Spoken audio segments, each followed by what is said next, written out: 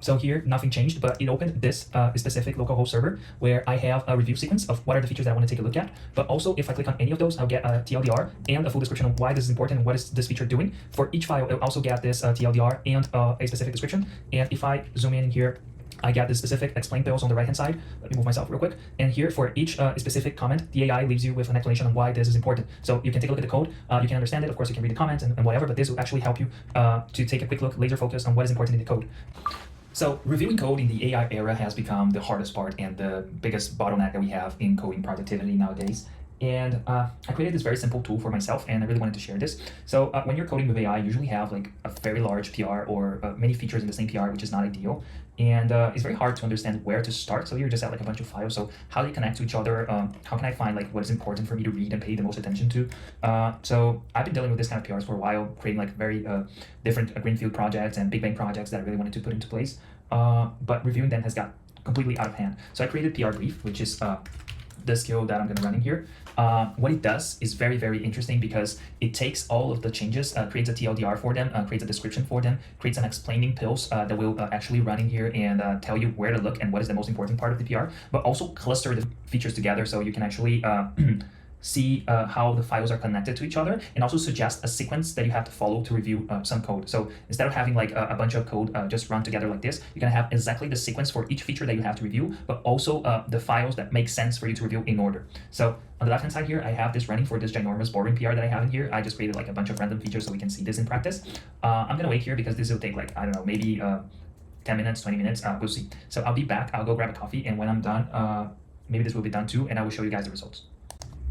So I just came back from my breakfast, and it took around 22 minutes reviewing the code. It separated this in many clusters. So here it has like some stuff that you might not understand because it depends on how you actually asked for the feature to be created. This is an example PR.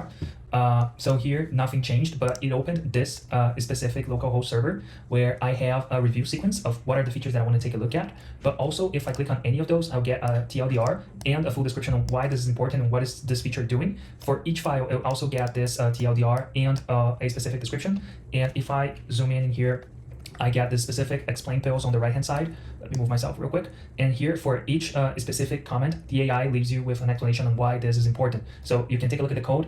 You can understand it. Of course, you can read the comments and whatever, but this will actually help you to take a quick look, laser focus on what is important in the code.